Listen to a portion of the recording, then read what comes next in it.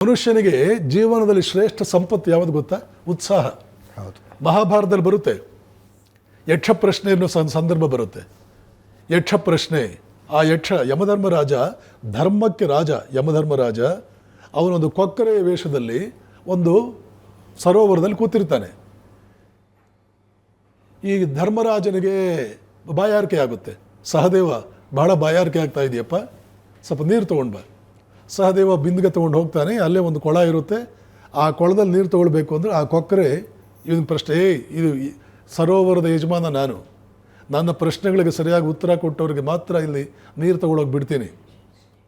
ಆವಾಗ ಸಹದೇವ ಹೇಳ್ತಾನೆ, ಭೀಮಾರ್ಜುನ ನನ್ನ ಅಣ್ಣಂದಿರು, ನೀನು ಯಾವ ಲೆಕ್ಕ ಅಂದ್ಕೊಂಡು ನೀರು ತೊಗೊಳಕ್ಕೆ ಹೋದ. ಮೊದಲು ಒಂದು ಬೊಗಸೆ ನೀರು ಕುಡ್ದ, ಅಲ್ಲೇ ಸತ್ತು ಬಿದ್ದ. ಎಷ್ಟೊತ್ತಾದರೂ ಸಹದೇವ ಬರಲಿಲ್ಲ. ನಕುಲ, ಏನಾಯಿತು ಸಹದೇವನಿಗೆ, ನೀರು ಹೋಗಿ ನೀರು ತೊಗೊಂಡು ಬಾ. ಯುಧಿಷ್ಠಿರ ಕೇಳ್ದ. ನಕುಲ ಹೋದ, ಅವಂದು ಇದೇ ಕಥೆ. ಅರ್ಜುನ ಹೋದ, ಅವಂದು ಇದೇ ಕಥೆ. ಭೀಮ ಹೋದ, ಅವಂದು ಇದೇ ಕಥೆ. ಕೊನೆಯಾಗಿ ಯುಧಿಷ್ಠಿರನೇ ಹೋದ. ಅವನು ಸ್ವಲ್ಪ ಇದೆಲ್ಲ ಜ್ಞಾನಿ. ಹೌದಾ, ನಿನ್ನ ಕೊಳನ? ಹಾಗಾದರೆ ನೀನು ಹೇಳ್ದಂಗೆ ಕೇಳ್ತೀನಿ. ಏನು ಪ್ರಶ್ನೆ ಕೇಳ್ತೀಯ ಕೇಳು.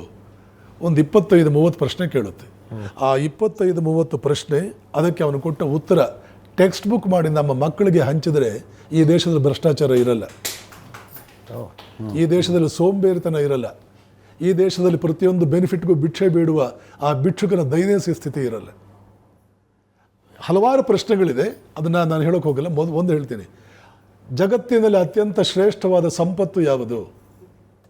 ಯುಧಿಷ್ಠಿರ ಹೇಳ್ತಾನೆ, ಉತ್ಸಾಹ, ಹುರುಪು. ಉತ್ಸಾಹಕ್ಕಿಂತ ಶ್ರೇಷ್ಠವಾದ ಸಂಪತ್ತು ಯಾವುದಿಲ್ಲ.